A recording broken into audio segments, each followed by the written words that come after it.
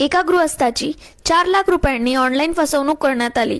ही घटना मंगळवारी 23 डिसेंबर रोजी अंजनगाव सुर्जी ठाण्याच्या हद्दीत उघडकीस आली। या प्रकरणी तक्रारीवरून अज्ञात आरोपींविरुद्ध गुन्हा दाखल करण्यात आला।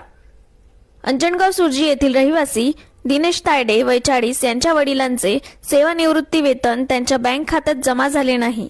त्यामुळे त्यांनी सर्च इंजिनवर संबंधित बँकेचा क्रमांक शोधला। त्यानंतर त्यांनी त्या क्रमांकावर कॉल केला। त्यावेळी समोरील ठगसेनाने मी संबंधित बँकेतून बोलत असल्याची बतावणी करून त्यांच्याकडून त्यांच्या वडिलांच्या पॅन कार्ड, अकाउंट व एटीएम क्रमांकाबाबत माहिती जाणून घेतली। त्यानंतर ठगसेनाने त्यांना संबंधित बँकेचे नाव असलेल्या क्रमांकावरून मोबाईलवर एक मेसेज पाठवला। त्यावर त्यांना क्लिक करायला सांगितले। त्यानुसार दिनेश तायडे यांनी सदर चॅट ओपन करून त्यावर क्लिक केले।